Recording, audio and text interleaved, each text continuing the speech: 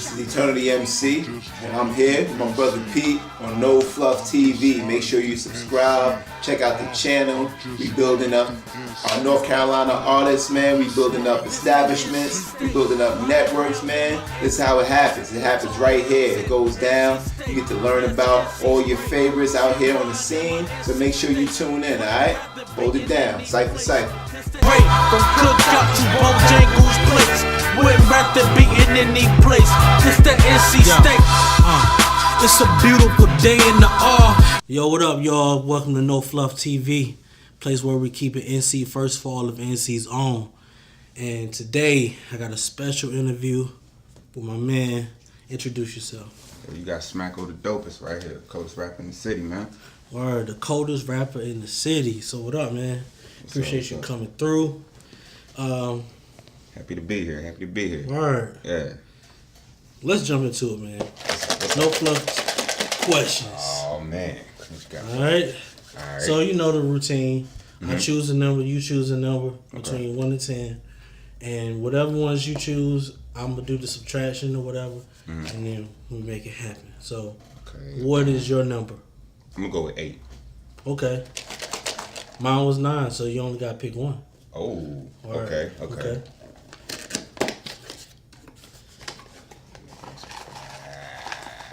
Read the question out loud to the people. And no fluff. Alright. Let me see. Who is your celebrity crush that would make you risk it all? Who is? Whew. Make you risk it all. Risk it all. Right. So are you in a relationship right now? I ain't in a relationship. Situation. But I do date. Yeah, I'm in a situationship. You know, I date. This one specific. Is one person though? Yeah. Okay. So who is that person that's gonna make you risk that whole situation you got going on right now?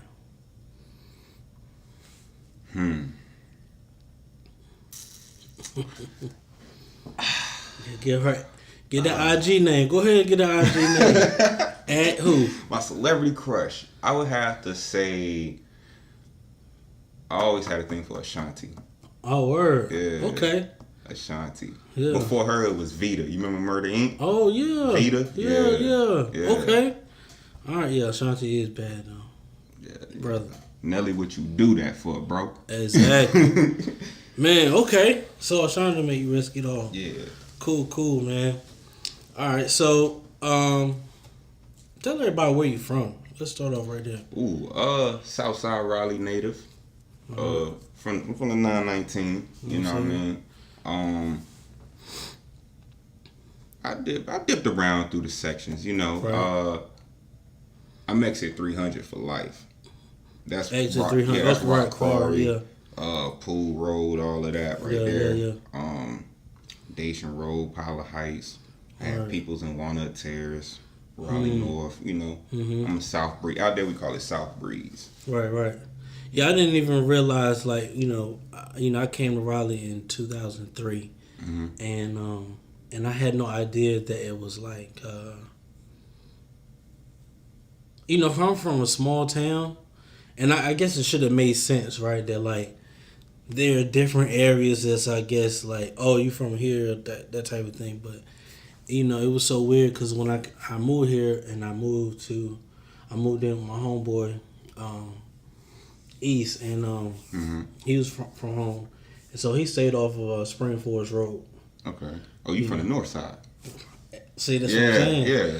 And so, we were staying over there, and so like back then I had braids, and so this is back when you can get braids. They had braided for $5. Oh yeah. You know what I'm saying? Or you find that person in the hood. Exactly. That's how I found him. And so like So we ended up having a job where we had to wear suits, and like we had this whole box of stuff we got from a warehouse, right? And we basically went to the block and hustled. That's basically all it was. It's like you in the morning you go get the stuff they pass out, you carry around this box from business to business on the street, selling stuff out of this box.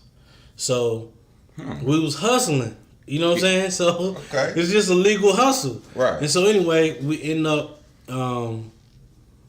It had to be South Saunders. It seems so foreign to me because I'm new to the area. But you know, I met this girl and then she was like, "Yo, braid your hair," and so we got involved. And then so you know, I got up, I was like, "Yo, I need my hair braided," and so Now got involved how? no, Okay. nothing like that. It was just really. Now my homeboy, and that's what he was doing. That's how he was getting them. Like he was like, "Yo, you braid my hair, you know, then slide, you know what I mean?" We'll see if you doing that right. You know, she gonna want to go. Right. Yeah. But I wasn't even interested. Now, you know, even when I think about it, I wasn't even interested at all, not at all. But anyway, so I was like, "Yo, I need my hair braided," and so she was like, you know, basically come pick me up. Okay. And so when I brought her over, she was like, "Oh, y'all some North Side niggas." I'm like, "Oh, really? We not North Side. We." Oh man. I just moved here, so I just thought that was hilarious, man. It be like that though. Yeah. It be like that. Yeah, the girls will be, no, hold on. You from West Side? Yeah. Yeah, it used to be like that. Yeah. Yeah. I'm like, there's no difference. It's just 15 minutes away. Relax. You know what I mean? But anyway, True. you know, it's cool. So, you know, tell us what did the name mean, Smakko? Like, where did that come from? So, you know, was you smacking people? You getting smacked? Like, how was it? You know, like I was bullied as a kid, so I'm just asking. I have smacked a few people. Okay. But it came from my hustling days. I'm 24. I'll be 25 in a few weeks. Right, Pisces, right? Yeah. Right. On the 24th, 24th of February this month. I'll be 25. Right. But I was probably like a good 17, 18, 19. You know what I'm saying? Them in between them years, and I used to sell a little smoke. You know. Right. And so when you say smoke, you mean you were selling weed. Okay, weed. Yeah, Okay, we gotta be clear here. Yeah. So, you know, I used to have the name Smack because I looked at it like, okay, Smack is dope, you know, and you know, I felt as though saying dope was too out there, you know. I got some smack, you know. Yeah, yeah. Like, oh, okay, that's a little different approach, Cause I thought smack was another drug though. I mean, and maybe it was, you know. Coke. Okay, back in the day, you know, smack was another. I'm not familiar with it, but I remember smack being a whole nother drug, not weed. Yeah. So Coke, yeah. It had to, it had to be a different time. Yeah. Okay. So I was watching South Central.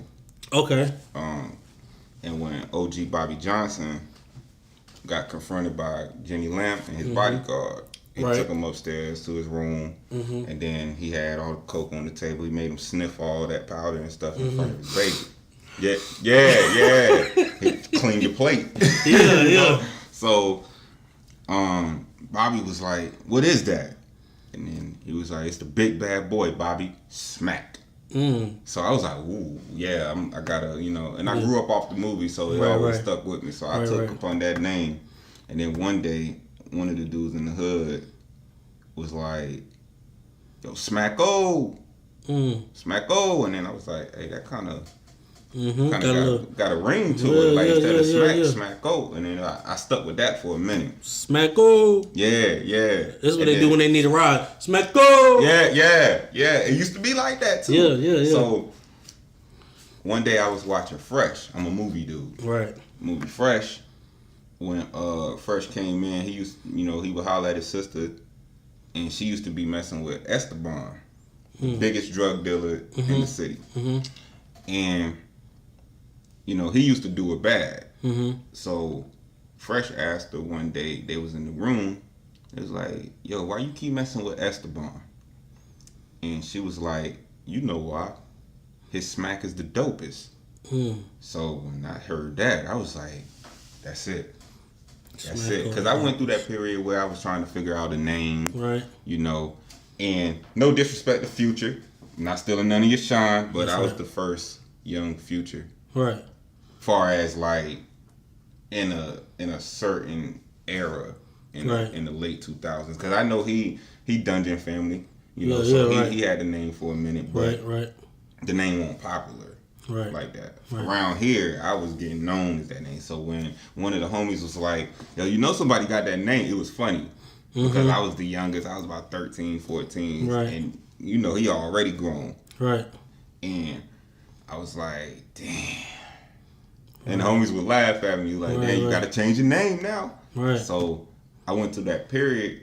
Trying to find a good name because, you know, don't nobody really necessarily want to use their biological name. Right. So. That's another thing I was asking, like, the other guy, like, you know, why he chose his name. But, you know, it's a lot of people using, like, their name as their, like, I guess, rap name. Yeah. And so I was just trying to figure that out because I'm like, you know, I like when we made names, you know what I mean? It was almost like a superhero, some type of, like, character type thing, you know what I mean? You kind of get into, okay, go ahead. And then it's like a sign of freedom. You know, release. And, you know, this is who I am in the mind. Right. And I wouldn't use my real name just because when you start, you know, getting involved a long time ago, you know, these people used to come out with these names. Right. And then once you start getting involved with labels and deals and stuff, if stuff goes sour, you don't even own that name no more. Right. And, you know, they own the name on the business side. Right. To where, okay, I'm going to keep my name for the crib. I'm going to give my nickname to the world. Right, right. And I feel as though my nickname is pretty original. Right. You know, I ain't really heard nobody. Yeah, I hadn't heard that either. Only person I heard with the name Smack is the dude from the DVD. Yeah. And you know, at first, in my teen years, they used to get at me about that smack. I was like, all right, so I got to get off this smack shit. Right, you know right. There's got to be something extra with it. So I came in Smakko and added the dopest. Right. You know, at first, my peers, they weren't really into the dopest part. Yeah. Because it does have an old school, you know, kind of like, you know, so to it. It's like more so, you should keep Smakko, and then it's like, nah, just wait till I see. Yeah, did anyone say call yourself Young Smakko or Lil Smakko or something like that? You know, because they was like Smakko. Right. You should just keep Smakko, take off the dopest. And I'm like, nah, I gotta keep the dopest because that bring the Smakko out. Right. You know? Okay. So you speaking of like movies, right? So I'm just asking you, like, you know, what's your favorite movie? Or give me a top 3. Okay. Oh, okay. I'm gonna have to say Friday, the first Friday. That's a classic. And then I'm gonna have to go with Juice. Juice. And then for my last one,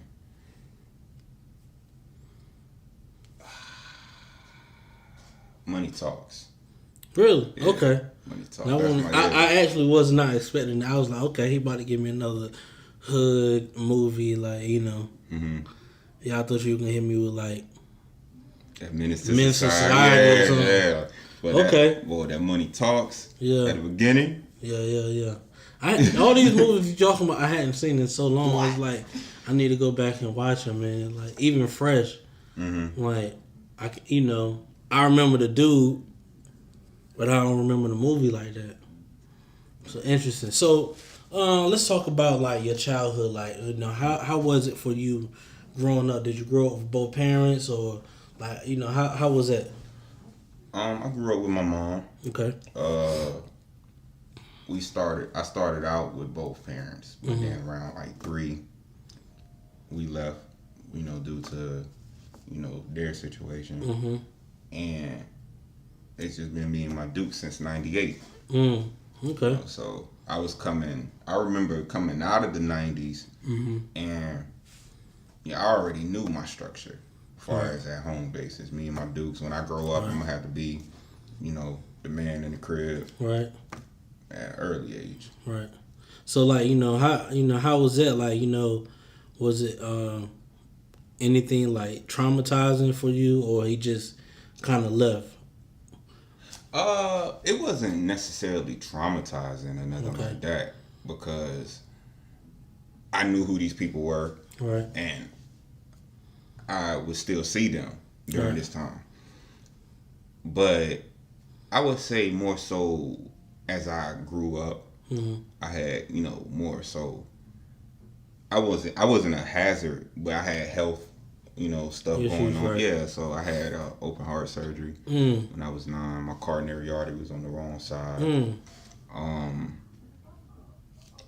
I'm still with my allergies and stuff. I wasn't no sickly kid or nothing like that. Right. You just had some issues. I had some issues that was pretty on. serious going up, especially if you had an open heart surgery. As a child. So yeah. Yeah. So that was more so the traumatizing part, because I didn't understand like why I'm the only one out my peers going through stuff like this. Right. But other than that, my childhood, it was a little rough, but it was, once again, coming out of the 90s, it was just a different time period. That late 90s, early 2000s, I didn't grow up with no cell phone, so everything I did, I had to come outside. Right. And we was really outside. Really? Yeah. You had to. Yeah. Yeah. Y'all may I can't say y'all, but I was trying to think what was really kind of the last generation that really had to or played outside. We was. You know what I mean? Because, my age, we had to play outside. We played out. We wanted to be outside and everything. But then it had to be. He got to be a little bit younger. Well, you know what? The generation, I would say, under me. Because we stopped playing outside early and we just would hit the block. Right. I've been hitting the block since about 11. I hopped off the porch fully at 13, and I would still see little kids out and about. So yeah, the generation under. Right. But when they started sprouting up a little bit, the generation that was under them, nah. So when you hopped off the porch, what what kind of drew you out there? I felt as though it was necessary to, because being in a one-parent home, it's just my mom's. I knew that with her teaching me how to survive, I'm gonna have to do the manly part on my side. Because she can give me all the advice, and I still ask her for advice, but it was just, I knew I had to hit the streets, because coming once again out of the 90s, I knew when I was little, looking at it, I'm looking at like my uncle, he lived with my grandmother, and in my grandmother's crib, my grandfather had stopped living there for a minute, and he already knew he had to go hit the streets. Right. And it won't to get in trouble. It was just to see what you can get into. Right. What's the ins and outs, and more so to know the do's and the don'ts when I get out here. Because you always hear it, but then it's like, it's different when you get outside. Right. So me going outside, it first started as just walking by myself, and then that casually came into linking up with the older crew.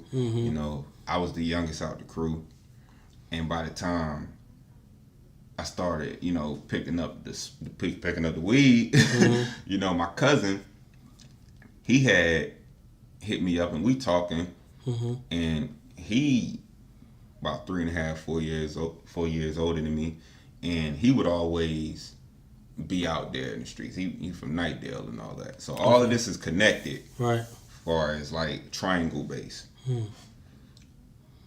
He would come back because he was in college. He would come back, and when he found out I was smoking, he was like, "What?"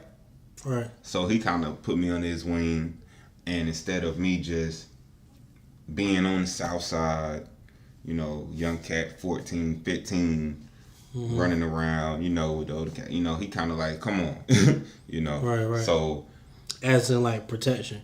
As in protection, as in if I do get in anything, at least I got somebody that would, you know, versus these are just homies or older dudes, and you know they gonna look out for number one anyway. Right. Not saying, and I never had a situation like that come apart because all the homies, we was always down for each other. With that being said, then I'm not just on the south side no more. I'm in Nightdale. You know, I'm here. Right. And next thing you know, I'm connecting the bridge to where at this time, like we always had our tribal wars, like Southside Raleigh dudes and Durham dudes don't mix. You know, we don't really do the bull like that, even though we might not have no actual problem, but just knowing, you know, your tribe, my tribe don't mix. Southside Raleigh dudes and Nightdale dudes didn't really mix like that. Right. So me being from the R, I go to Nightdale, I got a pass because I'm such and such cousin. Right. You know, but at the same time, I'm gaining my own reputation as the cool dude. And it's like, oh yeah, you know, all right, so it's cool because New Bern Avenue stretch. Right. You can get there to there 5 minutes. Right. So once you cross that bridge and you know you on the turf, so now it's like, okay, where can you go to where you are protected? Because I had a friend where I ain't gonna speak his name, but he was a Nightdale dude. He came out to the south, and you know, I used to joke with him like, man, what you doing over here? You ain't, you know. And he's like, man, it's cool, man. You know, and he ended up getting shot, you know, a few times, and you know, he was this is the first hustler I ever knew. This is what made me stop. The one that got shot. The one that got shot. This is the first hustler I ever knew. Been hustling since, you know, the younger days. And when I seen him get shot, he lost his leg. You know, he had his leg amputated, you know, due to whatever reasons. Because it was a shock to us. We was at the hospital day in, day out. But when he went down, that made me be like, whoa. Okay, so I'm just stick to the rap. Right. Because what that whole situation wasn't even about no lump sum. That would really put the, like, dang, they be like really trying to take you out over the small things, because this was a small deal. It wasn't even like he, you know. Right. So, yeah, man. Yeah, that's crazy. It's heavy. So, you know, like, you know, I asked you, you know, what kind of drew you out there, but was there anything that you, or was there a time when you felt like someone was trying to maybe prevent you from hopping off the porch? Maybe, you know, you were good at something in school. You know, maybe you were a little bit smarter than everyone in your class. Maybe you were good at basketball or something like that. Was it something else that was an option, but you ignored it?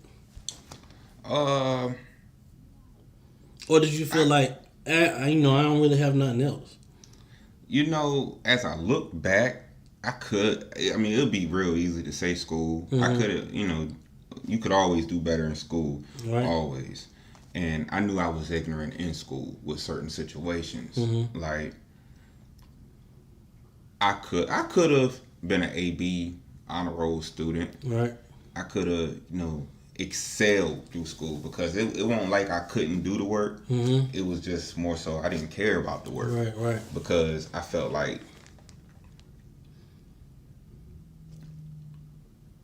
yes, school can take you places, but I felt like somebody in my type of condition, being young, Negro, from the inner city, the southern side of the city, in public school, and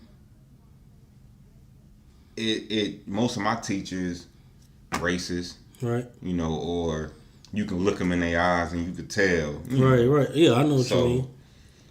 I more so look at it like, this is what I had to do for my progression to become who I am today.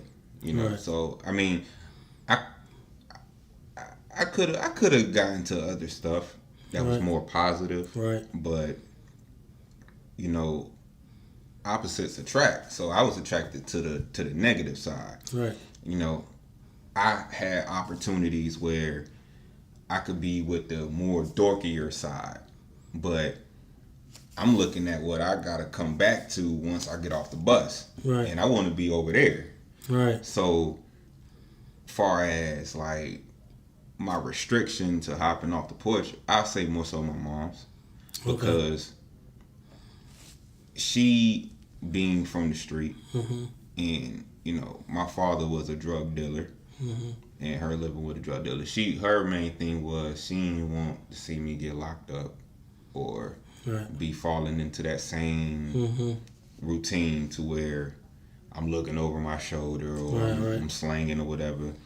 Because for a long time, she didn't even know I was selling weed. I told her that just here, you know, a little while ago, because we was just talking about stuff, you know, that we ain't. So you know. just in November, you told your mom, like, hey. Not in November, but it was September. It was in 2019 though. Oh wow. You know, but by this time it was years ago. Right. Yeah. You know. So what you was saying? You said like, Mom, you know, I was hustling some nickel bags. You know. I was moving weight. Okay. But it was like, I mean, it wasn't. I wasn't no kingpin or nothing like that. I was just more so doing it just to keep some extra bread in my pocket because I was working at Taco Bell. Right. What Taco Bell? Man, on Capitol. Okay. The one that sit on the hill. Oh, beside the Waffle House. Yeah. I was working at that one, and I got that job. I was 17. I worked there from 17 to 20. Wow. So for those 3 years, I never got no raise. Right. You know, I was making $7.25. Right. And I was only working on the weekends because I was going to school through the week. Right. So in between that, you know, you getting every 2 weeks about $150. Right. So by the time that come, I know if I go get, you know, a few eighths around the corner, I can make that back and then have just as much, or you know, and I can buy them sneakers that I was looking at, or I could, you know, get a couple little gear, or at least just have some money in my pocket. Right. And you know, that's all it was. I hustled smart, right? You know, because I always knew I got to go back to the crib.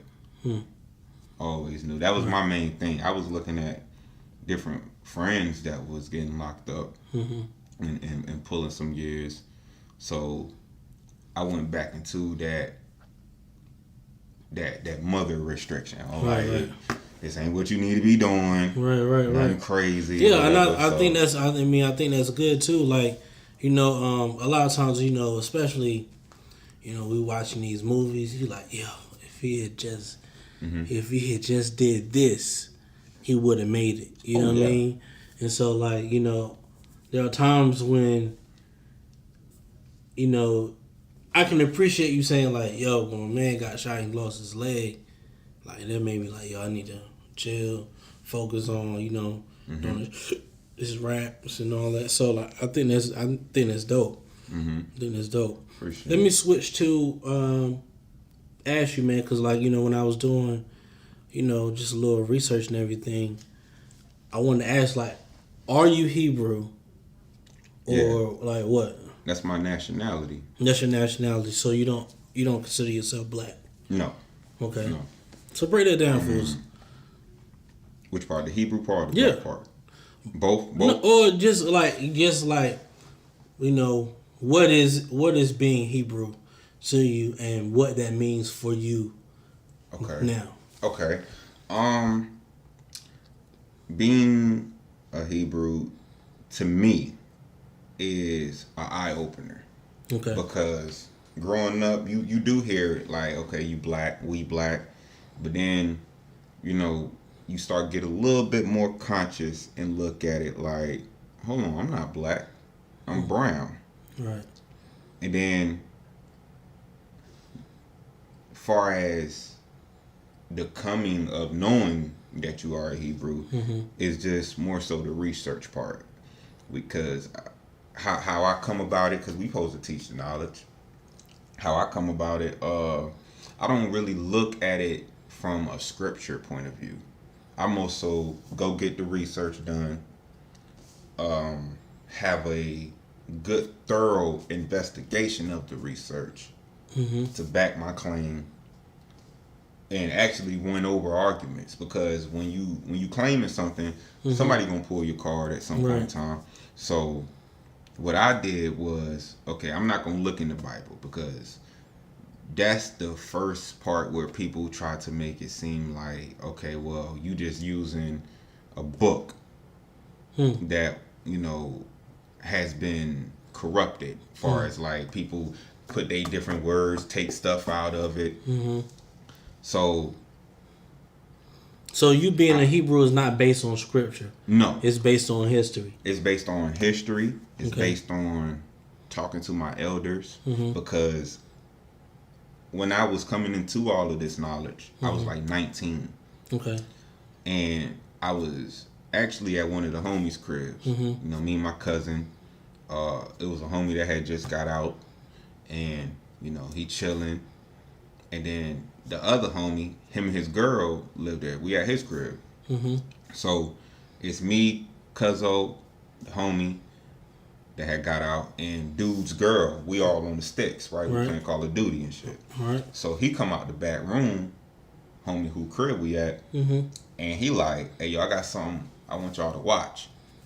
She like, oh yeah, y'all, that's gonna fuck y'all up for a minute. Right. What is it, Hidden Colors or what? You know what? I think it was Hidden Colors. Where they got different brothers and sisters out there, and they just telling little parts of our history. Yeah, I think it was Hidden Colors. Really? Okay. Called. But you know, they start going into all these different melanated faces, right? That have been here, done been here, done been here, done been here. And what got me at my attention, where they was like, Christianity started in Africa, in Northern Africa. And the whole concept started from the Africans. Right? By the time Europeans got to it, it had already been here. So everybody be really talking down on Christianity, but that's because they're only familiar with the Roman Catholic version. Yeah. Right. Because also when going into the research, it was a point in time when we was fleeing Roman persecution. Right. You know, the Messiah was killed by the Romans. Right. So all of that's why I don't buy that whole is white man's religion, but no, by no means, because I was a part of this group, the Israelites versus Kemetic community, and it was to me it was a lot of play around, right? Because they ain't never get to the nitty gritty, right? And the nitty gritty is once you do your research about like far as just us alone, we are the people that was up here and had been decreased for the simple fact that we had the knowledge and the structure from being here so long. So the Bible, the reason why they feel as though that the Bible or Christianity is white man religion, white man book, is because on the slave ships, of course, these is who presented us, and you know they'll be saying little scriptures and stuff. So automatically you looking at it from, oh, well, fuck that too, because yada yada yada yada. Because they, you know what I'm saying? They said they was Christians and they did all this. Yeah, but that don't make sense. It's kind of like right. It's kind of like just because I wear red, and then if I said I'm a blood, that really mean I'm a blood. That don't really mean I'm a blood. Right. That just meant I was trying. I'm just trying to do whatever. Color coordinate. Yeah. Yeah. I'm just okay. So we got to look at the clues and ideas. I did the Blues Clues way, like Steve, you know. So I did Steve or Blues Clues. Okay. I was like, hold up, this shit is not adding up. And they say, you listen to man, you a fool. You listen to the Most High, you wise. So instead of just following what man, if I was following man and following my peers and my other brothers that look like me, I'll be in the same position that I was in a few years ago. Right. And that would just be going by different nationalities, African American, you black, Negro, all of this stuff where we won't never call none of this. Right. And each name that they give us has a specific date and who gave it to us. You know, the white man started calling you nigger. We always had Negro, you know, because, you know, in Latin, you know, it means black. Right. So I think the word Ethiopia really means black or black skin. yeah, like Kush. Right, Kush, Kush. yeah, Kush, because that's Ethiopia. land of Kush, yeah. Right. So, and in the Bible, they connected to us. Right. Where the Most High be like, aren't you like the Ethiopians and the Libyans to me? Right. But the problem come into play is they'll be like, okay, King James was a white man, right? But King James, it was two King James. The one that lived through the 1611, that he was the one that would have been the only one to fit what would be written. Where the other King James, the white man, he lived earlier on, 1400s, 1500s. Right. He wouldn't have been able to live to even write that. Right. So stop telling them lies that he wrote it, because it's two, and you pull up their picture very well. One got an afro, one don't. And also, the Bible was in Spain. Right. Because we was in Spain. This is the loophole right here, right? The so-called Middle East, all of that is just the rest of the world, the original side of the world. So, and all of that stuff is walking distance, right? We were the original Greeks because all of that stuff is in walking distance. These people just changed over time, Right. because Most High tell you the Greek is no different from Israel, because the Greeks was speaking Hebrew at first. Right. So with all of that being in walking distance, Greece, all of that. They share information. Yeah. And information is over there, is like the streets, you know, it's right there. Right. So by the time you wrap around, you can walk to Europe and Spain and all of that stuff. Because the Mediterranean Sea, you know, all of that stuff connect in that loop. Right. So we get over there to Spain, and this is all research related. You can look this up. Ain't nothing falsified. When we was in Spain, we wasn't lower class, but we was up there. We had jobs. We had communities. You know, we was flourishing. One of the queens was a sister, and she got dethroned. In Europe. Yeah. Right. Well, Spain. Spain. Gotcha. Gotcha. Because the Spaniards got mad because we were becoming to get too big, and they looked at it like, hold on, y'all need to leave. Right. So they kicked us out of Spain. They gave them a notice, and it was like, yo, by such and such date, we want you gone. Right. And that's when they would send us to West Africa.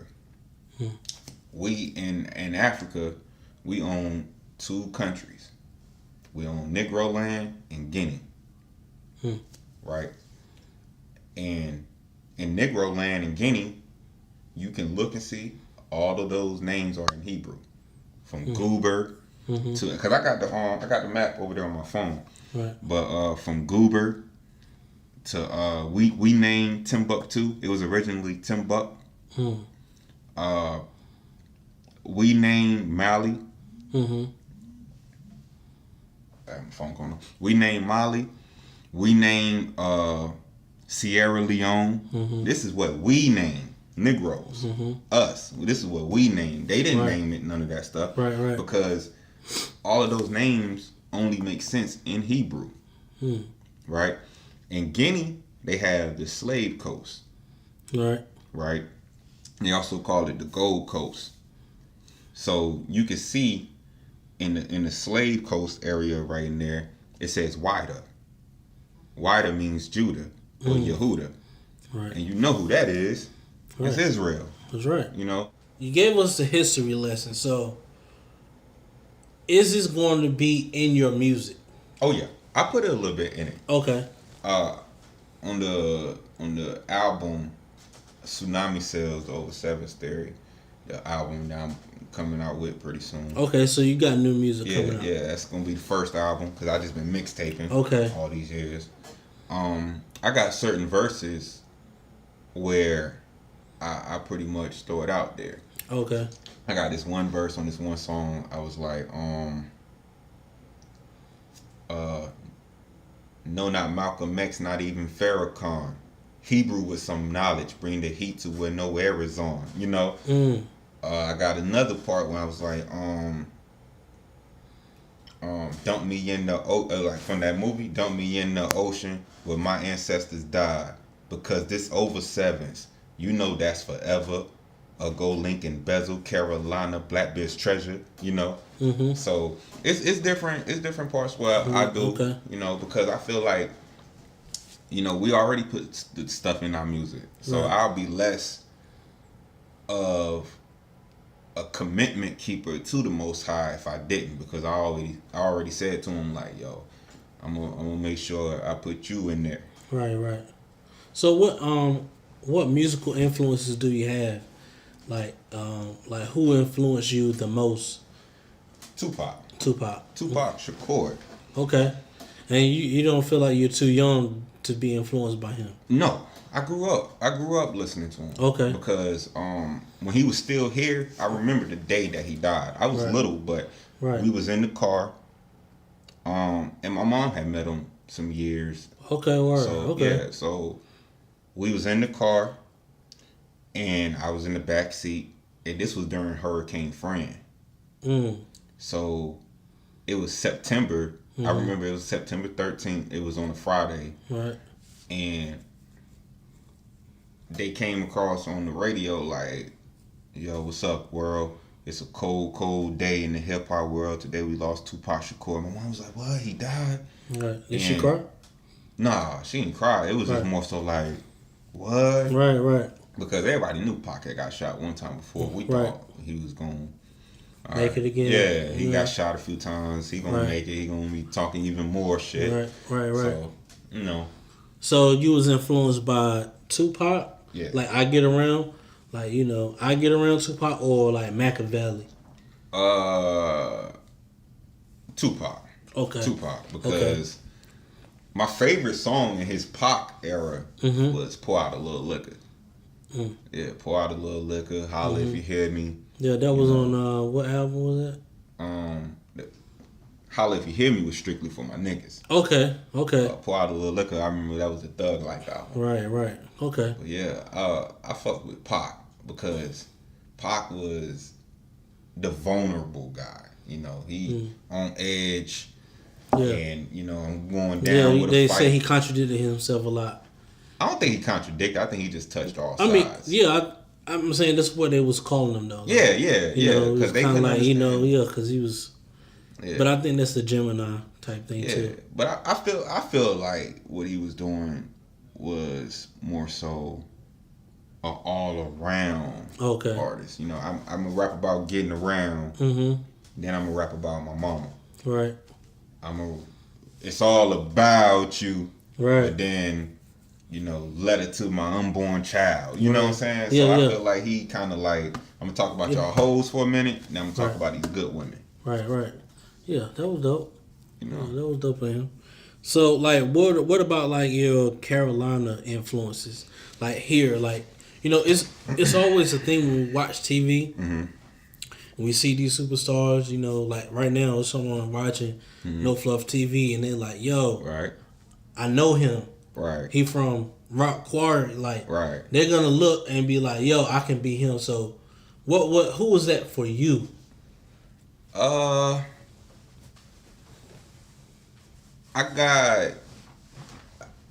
gotta say, when I was coming up, it was Petey Pablo. When he came out, you know, and I got ties to Petey through different people. You know, when my homie, shout out to AB the Best, Prince Dre, dudes like that, where they knew Petey. Petey would come in the studio fluently, you know. So Petey Pop, shout out to Little Brother. Right. Little Brother, I always rock with them. Ninth Wonder. Right. You ready for this one? Yeah. You ready for this? I am. Big Daddy Kane. Right. I was supposed to sit off a pool road. Yeah, I was supposed to meet Big Daddy Kane. I met his cousin and he was supposed to hook it up, but Kane was over in Europe. Right. I was supposed to get into it with him. But shout out to Big Daddy Kane. Right. J. Cole. You know, I gotta throw Cole in there just because he went far with it. Right. So that was enough to kind of influence or make you believe that you can, like, it's really possible. Now, J. Cole was a different case because I watched that whole thing. Like, oh, right. And I watched it from a different point of view from everybody else. My cousin, who was in college with this dude, knew J. Cole, like knew him. They was from Fayette, Nam. That's what we call Fayetteville. Right. He was from Nam, so J. Cole was Jermaine during this time. Jermaine was working at Food Line, right? And he was selling his mixtapes at Food Line. Wow. And he was telling homie, I think it was either Wayne or Bob, one of them. He was like, "Yo, bro, I'm about to get up out of here pretty soon." He's like, "What you mean?" He's like, "Yo, I'm about to go to New York, do my thing." And you know, we always talk like that down here. Like, yeah, we're gonna go up north, and you know what I'm saying. But he was actually gonna be in pursuit. So one of the mixtapes he was slanging, my cousin ended up with it, and somehow or another I ended up with one of the tapes. Right. This was just in CD day. Right. You made a copy of it. Okay. Nah. I got it off of him. Okay. But yo, dude Cole had actually went up there, and my cousin came back to the crib one of them days where he left college, and he like, yo, he did it. I was like, what you mean? He was like, yo, this nigga J. Cole went up north. Yo, he gone. This gonna be the next big thing. And I'm thinking to myself, I'm like, all right, I hear you. Yeah, you know, okay, I like, you know. It's hard to believe. Yeah, you know, he's saying he's gonna be the next big thing. He's like, yo, I'm telling you. I'm like, all right. About almost a year had passed, and dude dropped the come up. We had the warm up, right? Dude dropped the come up, and then that shit was nasty. I was like, yo. He's like, yo, this nigga going for it. After that, he dropped the blow up. Right? The blow up, now that was my favorite. Okay. Blow up. After the blow up, it was Friday Night Lights. After Friday Night Lights, we never even looked back. Right. And then I remember he got the deal at Rock Nation, and that sent shockwaves back home during this time. Right. Before it was really the hype about the story. Right. We more so like, yo, Rock Nation? Because we already had knew, because he was still sending, word back to the crib. And we had got word that dude had been up there, and, he just in New York for a while. He's still doing the music part, but he just finding his way up top. And he had gave his mixtape to Hov, but he ain't heard nothing back. So we was more so like, damn. Like, yo, I wonder what he about to do. Is he gonna come back home or what? You know what I'm saying? Right.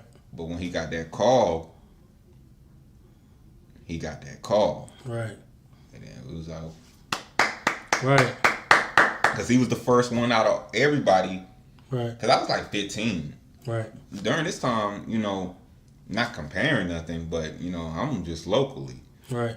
And, we always build our name around the city. But first. the mere fact he didn't build his name in the city. you know, he was just slinging his mixtape. But you working at Food Line, they won't like he was just out and about. You know, he just, whoever coming in the store, hey yo, on the side, you know, right. They can't even really do too much. Right.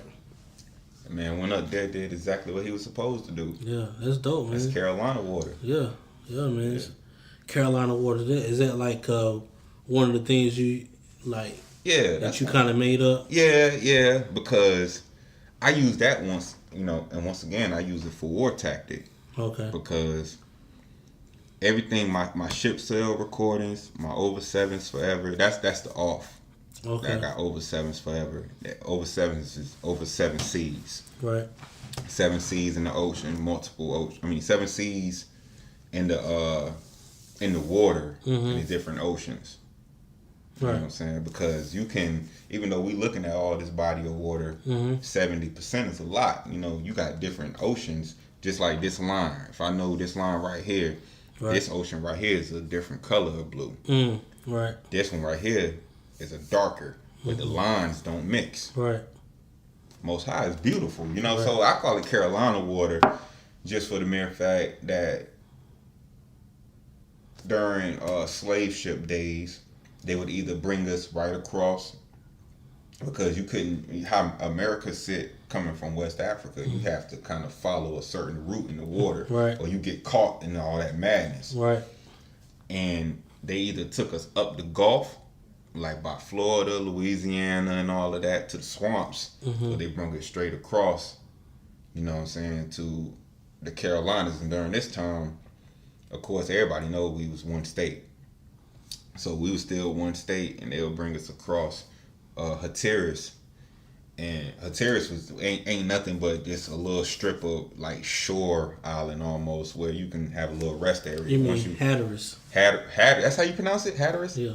I always thought it was Hatteras. When you said, I was like, But then in my mind, I'm like, hold up. Hey, I don't want to be like Shorty in evaporation. No, I'm going to evacuate. Right. Yeah. It's Hatteras. Yeah, like the coast, Outer Banks. Yeah. So, you know what I'm saying? They'll have that as like a rest area. Got you. You know, before they actually come over here, because Virginia was slave headquarters. Yeah, okay. You know what I'm saying? Right. By the time they take you to headquarters, they ship you down to Carolinas. And when we became too much of a problem in numbers, they drew that line and was like north and south. Okay, y'all niggas don't cross this line. You know. So that's why I call it Carolina water. Got you. Carolina waters run the south now. We run the south. Right. So look, what is the process for you writing? Like you say, you're working on a project. So what is a process like as far as the concepts of the songs? Like how do you come up with that? Like, is it the beat drives the lyrics, or the lyrics drive the beat type thing? Like, it depends on whether it's mixtape time or album time, because so right now it's album time. It's album time. So each song. Each song is different. Each song, it's more so the beat. And I'm more so going with the beat this time. Okay. Because before, when I'm in mixtape mode, I got certain styles that I would use in mixtape mode. This album, I had dropped a mixtape a few years ago, the Smack Phase. Thank you to those who bought the Smack Phase on the streets. $5 a pop, $10, whatever you gave me. Appreciate you. On the Smack Phase, each song was different, right? Because even though it was a mixtape, I wanted people to treat it as an album, knowing I have versatile styles. Right. So in mixtape mode, you get viciousness. I'll get a beat, and it may be somebody else's beat. Far as like, I call it the Smack Phase because I'm using my favorite instrumentals. You might hear a little Jay-Z instrumental. Right. You might hear a Pac instrumental, Outkast, whoever. Right. Really, it's just more so smacking your favorites. And when I'm approaching songs on a mixtape, I'm approaching to kill. Right. But kill in a different way where, yo, you killed that shit and you ain't have to necessarily kill anybody in the song. Right. Whereas right now I'm in album mode, I'm in war mode because I'm looking at this album Tsunami Cells as an album about resistance. I got even resistance to what? Resistance to the regular being that nonchalant, I don't care, I'm just gonna say anything, we ain't even rapping no more, we just more so trying to harmonize. I'm coming from, you know, the hardest of the hardest rap during this time. From every bit, I've been listening to rap since I was born. Right. You know, when I was younger, my moms would tell you, I used to be rapping along even in the car seat. Right. You know, and we wasn't listening to nothing soft, right. Nothing that was gonna be. So your mom was into hardcore. My mom was into Death Row Records. Wow. Yeah. You know what I'm saying? That's right. Yeah. So like a lot of West Coast influence. Yeah. Okay. Whole lot of West Coast. Right. We're gonna listen to some Death Row. We're gonna listen to some Cash Money. We're gonna listen to some No Limit. Right. We're gonna listen to some So Def. We're gonna listen to, you know, a little Bad Boy. I don't really, you know what I'm saying, but so almost kind of like a West Coast down south influence. Right. More so with you. Right. Okay. So you say you working on Tsunami Cells. When is that, like, when are you projecting that to come out? Like this summer? I want to do spring. Okay. I want to do spring. Well, soon. Yeah, soon. I want to do. We in February, so I want to do like at least April. Okay. April, May, around that time. Right. I was working on this album in 2017. Okay, so it's almost 3 years coming. Yeah, almost 3 years. Right. But I'm actually done with the album. I'm just more so putting it in line, what songs should come, you know, where, because I want this to be crisp, right, from front to start. I mean, from front to start, from front to back, right, top to bottom. I want every song to be okay. I can listen to this song all the way through. Right. Where you recorded? I started off recording with my man AB. I never really go to an actual studio. Okay. I always just got homies. Go to a closet. Nah, not even a closet.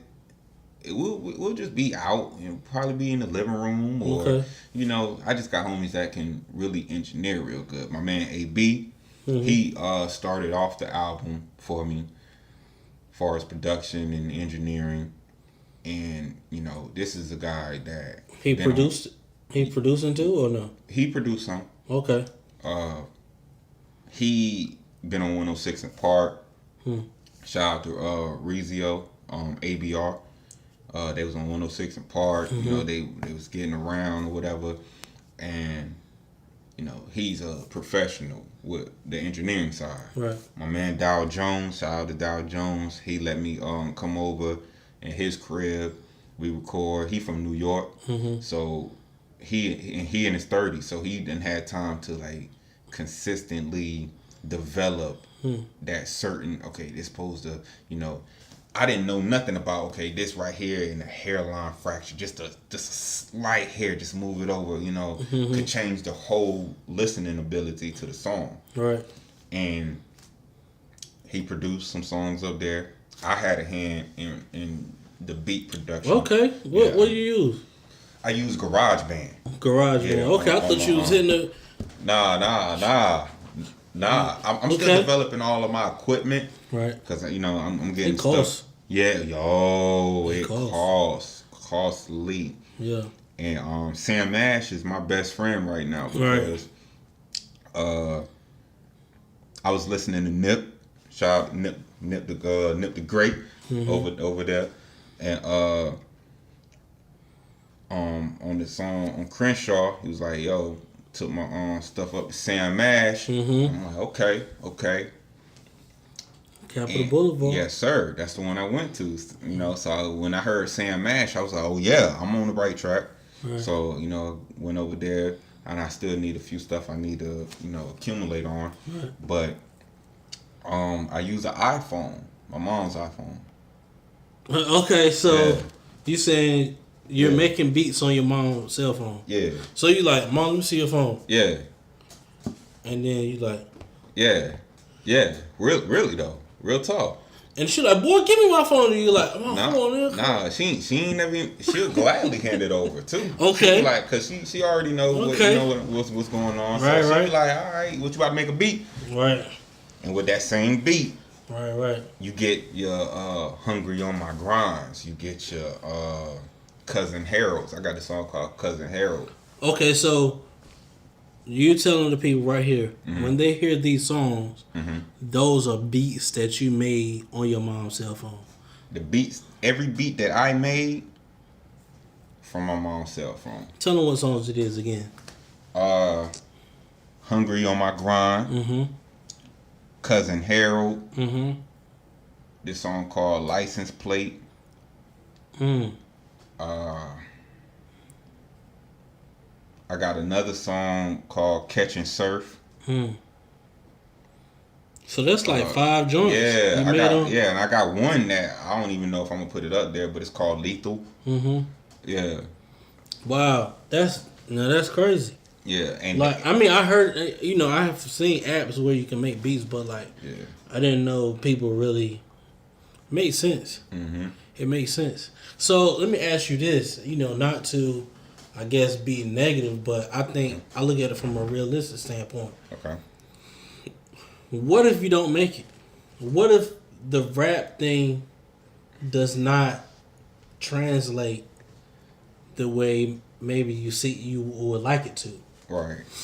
You know what? I've crossed that path before, and every time I think about it, I get to thinking about this time where I was actually in school.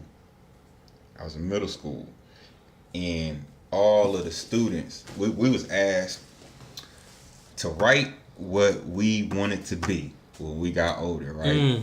So how old was you then? I was 13. No, I was 12. Okay. I was 12. I remember I was in 6th grade. And you get people talking about they wanted to be a firefighter, a lawyer, policeman, congressman. I think one nigga said he wanted to be the president. You know, this one girl wanted to be a veterinarian. You know, somebody said they wanted to be a pediatrician. I wanted to be a rapper. I wanted to put words together. Everybody in that classroom, I lie to you not, everybody in that classroom got accepted far as what they wanted. Except to do. You. Except for me. When I said rapper, the teacher said, no, Ray. No, you got to choose something else. Right. But I didn't understand that because I'm like, so I use my mind on the daily. Right. I write raps in class. Right. I got a rhyme book. You know, rhyme books that I'm filling, you know. Right. Because I putting my rhyme books together, they stack up like this. Right. And you got these other children in here, everything these people doing, they talking like firefight. You risking your life in a fire. You know, all these, you got to go to school damn near 10 years. You know what I'm saying? Some of this stuff, it ain't even no guarantee that you going to be able to do it when you get out here. Right. And when she said, I got to change mine, I'm like, yo, you know, why I got to change putting words together? Right. So when I crossed that path, when I got older, and it was like, yo, what if this don't go? What if this, you know, I came to grips. I started thinking, I was like, I can't even think like that. Right. Because hypothetically speaking, if I put it out there in the universe that it's not going to happen, that's what the universe is going to give back to me. Right. But if I put it out there in the universe, like, okay, this is what's going to happen, and I'm writing my own future, basically. Back to what they used to call you. You know what I'm saying? You know what I'm saying? You know what I'm saying? Shout out to Future Hendrix though. Yeah. But you know, once I developed that mindset, like, yo, this is going to happen. Right. Because I went through a part where I went through every emotion, and I ain't even all the way out there. I'm still in the underground. Right. But I was so far underground where I did not see the ground at one point in time. I started this rap shit, like, far as like actually in the booth rapping, laying tracks down at 13. Right. So I've been writing rap since I was 10. I realized I could rap at 8. I laid it down at 13. So from 13 and 14, those 2 years right there, I'm laying down tracks, and I'm a part of a crew. Right. Stuff was looking good. I got a steady place to record. Right. You know what I'm saying? I'm nice. I wasn't writing. Who told you were nice though? My peers told me. Okay. I didn't. Did anyone else tell you? That's what I'm asking. Yeah. Like people who maybe didn't like you, like. Yeah, it was people that did not like me, but knew I could rap. And they wouldn't really play with me as far as with the rap side. Right. You know, it was just more so personal. Right. If it was a problem, but I ain't never really have no personal problem, even though I was getting into scraps and stuff like that. Right. But it would be on a different side. And I realized I was nice because I used to be nervous. I'm like, well, this is my craft. I don't want to be. Don't nobody want to just be talked about. Right. But it was a time where, you know, I'm writing stuff, and you know, I'm like, hey, yo, bust it, yada yada yada yada. You know what I'm saying? It's like some of the stuff I was saying, it was like, you know, older folks was looking like, okay. Now when that get older, that because they kept it real, it's like, yeah, I mean, you know, if you switch up the subject a little bit, because I'm coming out of murder music, right? So I'm rapping about, you know what I'm saying, letting the whole block have it and stuff, you know. But of course, I ain't killing nobody. I'm just, you know, being around that type of environment. Right. So I said to myself, once I developed different subject matters, and I kind of enhance my flow a little bit, get a little lyrical exercise, I can be, you know what I'm saying, one of the coolest ones out here. And I went through that time, 15, 16, 17, 18. I'm not recording a thing, but I'm writing. Right. And I ain't got no beats, no instrumentals, no steady place to record. My man had to sell his microphone, then had to sell his laptop. So then I'm looking like, damn, son, I ain't got, you know, I gotta go, you know, do what I know to do. Right. I gotta hit the streets. I gotta figure out from what ground point can I get to another point where I can actually get in the boot again. Right. I remember this was my 19th year. I was 19.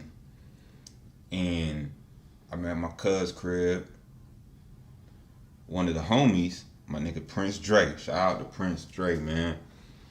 He come to the crib. He see me. He's like, yo, what up? What up? What up? And shout out to Narrator. He a producer. Okay. He been getting his name out there. Right. You know what I'm saying? Real good dude. I know dude. And okay. Prince Dre and Narrator, they used to be performing at the pep rallies. You know what I'm saying? When we be at any after school events, you know what I'm saying? When we outside, yo, they down there on the track.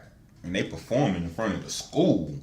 Everybody up in the stands. And I used to be looking like, damn, like, yo, I'm supposed to be down there. These are my peoples. Right. You know what I'm saying? And afterwards, sometimes they'll be like, yo, you should have been up there. Y'all, that shout out to Woozy. Woozy, he did my Hornet video. Okay. And, you know, he got a brother named Nick News. They've been doing this a long time too, right along with my clip that I had before. So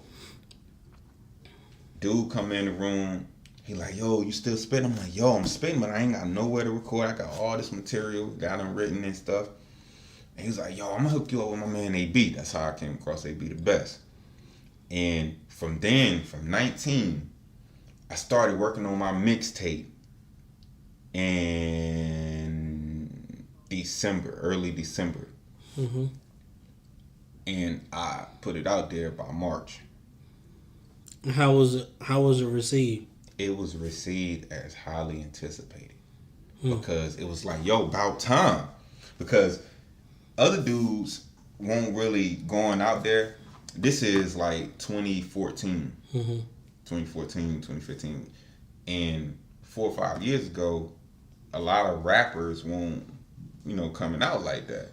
So did you have like an online presence, like, during that time? Like I had Facebook. So I would get little clues up there. And I got Reverb Nation. It ain't really popular, but a few years ago, about 10 years ago, it was popular. Right up there with Dat Piff, all of that. I'm coming from that era now. Right. So by the time I get all of that, I drop the mixtape up there, and then I get copies. I hit the streets. Right. I'm selling them 5 pop. I used to carry my book bag full of CDs. You went to the mall and sell them, or you was on the block? Just on the block in the streets. I'm selling them by gas stations. I'm getting orders in. I'm like, people like, yo, I want a CD. All right, where you at? You know what I'm saying? I done took stretches. I done gotten off of work because I was working at UPS at one point in time. I'm getting off. Half. Yeah, bro. You know it. How you had the energy left from that? I didn't. But I didn't have any energy, but it's 2 in the morning. Right. And dudes talking about something. Yo, let me get a tape. Right. You know what I'm saying? And then thank you to the streets, to the art. That's why I feel like if you just represent your section long enough, your section will represent you. Because I never once said I wasn't from the city, or I never once said I was from somewhere else. Right. And it always been gratitude back towards me. Right. Where I'm selling the CD for $5. Right. Dudes is giving me, I'm gonna give you a few extra dollars just because you by yourself and you hustling. Right. You know what I'm saying? I'm getting $10. It's always good to get that type of love, bro. So I was rolling with a stack, and this is all mixtape money. Right. So I said to myself, yo, if I get my marketing better at a higher plateau, then I can really be established. Right. I really found out that I could actually do this professionally on that level when I was 22. 2 years ago. I was 22 years old. And what had happened was I had, it was like 2016, I want to say. I had lost everything. Right. My job, it was hard to find another job. My car had went down, and I was like, damn, like the music scene is taking a back burner. Like my primary stuff is going down. And then I'm like, yo, I still need to drop something. Whereas I'm not dropping consistently through the year, but I'm dropping something. Right. And I did this mixtape called Gambino Shipment. And that was one of the mixtapes where people were like, yo, that is hard. It sound hard. Yeah, it was like Gambino Shipment. It was like 7 songs. That sound like something from the 90s too. Yeah, like you was with Wu-Tang or something. Gambino Shipment, Yeah, man. Yeah. Shout out to Flip, man. My man, he produced it. He was coming out, trying to produce a little bit, and then he was like, "Hey, yo, I'm gonna let you kind of, see what you can get out of this. Like, I'm starting out. Let me see what's going on." Right. So I was like, "Yeah, I'll test him out." He gave it to me for free, and then you get songs like First Place, where I did that video. Right. You get songs like Money Mission. Just a few things, and these are 2 original songs. Right. Where can they find these like mixtapes now? Like, are they online? Reverb Nation. Reverb Nation. But the problem with Reverb Nation is it won't let me drop it as a official mixtape. It just let me drop the songs. Okay. So yeah, and I knew this, so I was like, okay, each each time I do a mixtape, Mm-hmm. I'm gonna let you know what mixtape it is. I'm like, okay, I'm saying at the end of the songs, all right, this the smack phase or Gambino shit, man. Or I did this one mixtape called Cruise Control, and it was just a quick like 4 songs. Okay. And all of this stuff is up there, Mm-hmm. right? So I was just mixtape slinging. Right. So when I crossed the path of making it or not, I feel like I'm always gonna be some way or form of fashion, even if I'm not all the way mainstream. Mm-hmm. Because I never really wanted to be mainstream. Right. I always wanted to just get a loyal fan base, steady fan Right. base, get my shows done, Right. own my label, sign myself, Right. take the Gucci Man way and sign Right. me. Right. And any artist that I get will be the artists that stay. Right. I'm not into like switching players on my team like that. Right. So my artists will be at least to where if I decide to take like the Dame Dash way, and I teach my artists what I done learned through the years, Right. and then you can go, and instead of, if you don't want to leave home base, then we can start doing distributions. We can all get some money. You can have Right. the rappers under you, Mm-hmm. and then instead of it making it be like, okay, this is my artist, we partners. Right. I mean, of course, it'll be my company, Right. but you can do your own thing. You can be the boss in your section. Right. I collect the big check until, you feel as though, all right, yeah, I'm about to do my own thing. I appreciate you. Right. And, the books get square and everything, but I'm in the middle of now just get my copyright together, publishing and all of Okay. that stuff, because I do have original music. So I Right. can do all of that stuff. When I was Right. mixtaping, Right. I couldn't do all of it. Right. like that. Right. Okay. So let me ask, one of the things I always do, I don't do like top 5s, I do starting 5s. Mm-hmm. So give me your starting 5, rappers that could out-rap another person's starting 5. Okay. In order or just Regular. However they come. Machiavelli? Mm. Notice I ain't say Pop. I Right. said Machiavelli. Machiavelli. I'm gonna throw Tune in there, Wheezy. Okay. I'm gonna throw Hove in there. Mm. Jody Breeze. Jody Breeze. Wow. Jody Breeze. I ain't seen a nigga yet. I'll Right. rap with Jody Breeze. Really? Nobody. Mm. So that's 4. That's 4. My 5th one, I would have to say.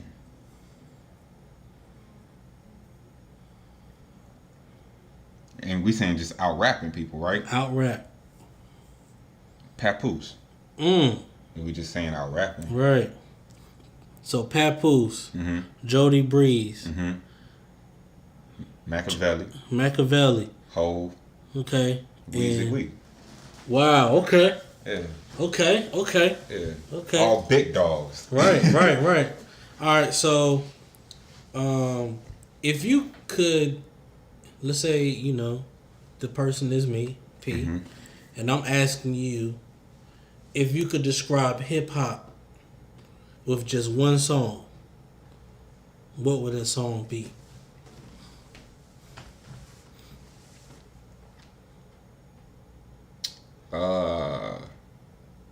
Old school Tupac. Old school too. Old school, yeah. Ain't Okay. nothing like the old school. Yeah. If y'all don't know, go check that song out and see what hip hop sounds like. All right, man. And so, one of the final things I do, man, is giving, what I call no fluff flowers. Okay. So basically, give flowers to people who are still here to, to receive them. Mm-hmm. You know what I mean? And so, like, show some love to somebody, look in the camera, give some love to someone who supported you, Okay. you know what I mean, gave you some wisdom or something. Like, just get some love out, basically. Mom Dukes off top. Word. Mom Dukes. I gotta Shout out to say, Mom because Dukes. she supported. Right. She done bought equipment. Right. She done allowed me to use my vulgar language. Right.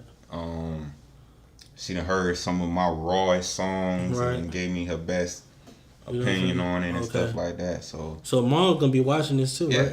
yeah, that's So my shout out to nigga. Mom. Shout out to Mom.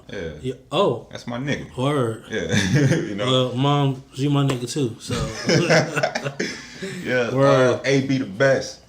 A Okay. be the best. Dow Jones. Shout out to my man Spazzo. Word. Shout out to my cousins that hold me down. You know what I'm Right. saying? Because I don't really roll with friends. I roll with family. Right. Right. Who else I can say?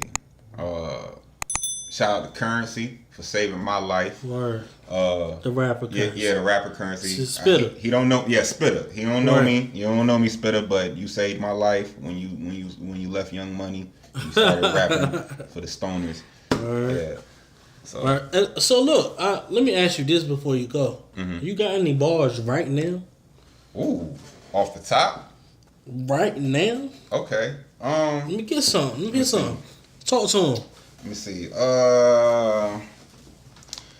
Two animals of every ship sail deadly with my art flow. Chillin' in the nosebleed, I can see right up your dark nose. Style on versatile and got a mat for where my dart throw. Shooting up a back, both knees together where that dart hoe. They call me Smakko Da Dopest. 3.5 like raw dope. Me behind the mic just like the audience just saw ghosts. See bitches like a boomerang. I toss to see how far it go, no matter how long distance go. She come back like a audible. Don Juan don't sell that ass if she cannot afford the stroke. Cleaner than I want her. My persona is a bar, so what you hope about me is only what I want you to know. Beat you to the finish line. The coupe only start out slow. All right, y'all. It's No Fluff TV. Yeah. Tune in. Hey man, Tune in. Subscribe. 919 baby, 919 Share. baby. Yeah, Yeah. Smakko Da Dopest. the dopest The P. No Fluff TV. We out. one. Yup.